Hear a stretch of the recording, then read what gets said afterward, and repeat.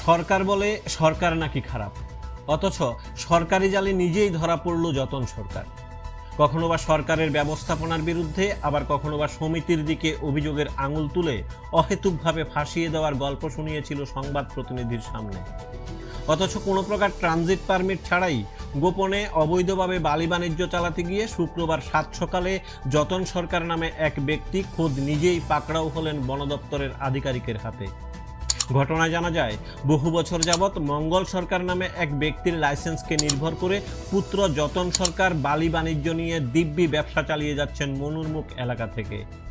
দপ্তরের চোখে ধুলো দিয়ে কখনো বা ভোর রাতে, আবার কখনো বা ট্রানজিটবিহীন বালি সাপ্লাই করে ফুলে ফেঁপে বাণিজ্য করছিলেন নিশ্চিন্ত মনেই। কিন্তু আজ শুক্রবার সাত সকালে কোনো প্রকার ট্রানজিট পারমিট ছাড়া সাতমুড়াস্থিত কিশোর রায়ের হাত ধরে সঞ্জু বণিককে বালি সাপ্লাই দিতে গিয়ে হাতে নাতে পাকড়াও হয় দপ্তরের আধিকারিকের হাতে। ঘটনাস্থলে আটক করা হয় TR08A1613 নাম্বারের বালি বোঝাই করা বোলেরো পিকআপ গাড়ি। প্রসঙ্গত, কিছুদিন পূর্বে নিজের বালুরঘাটের মেশিন কালীনগরস্থিত এলাকায় গ্যারেজে সারাই করতে দিয়ে সমিতির লোকজনদের দিকে চুরির অভিযোগ এনে সংবাদ প্রতিনিধির নিকট অভিমত প্রকাশ করেছিলেন।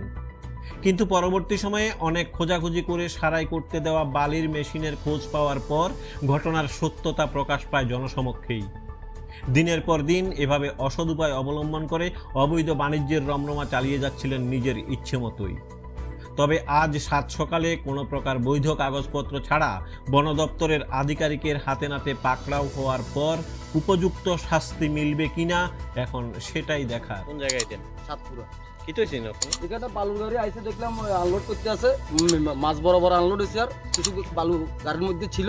এট এ টাইম ফরেস্টার আইসে গাড়িটা লইয়া গেছে। তারা কোনো কেবল কাগজপত্র লাগে বলে এটি দেখাতে পারছে না। কই গেছে? ওই অফিসে নিয়ে গেছে। কোন অফিসে? কি তারা কি বন করে অফিসে নিয়ে গেছে না ডিস্ট্রিক্ট অফিসে নিয়ে গেছে, এটা তো আমি করতে পারি না।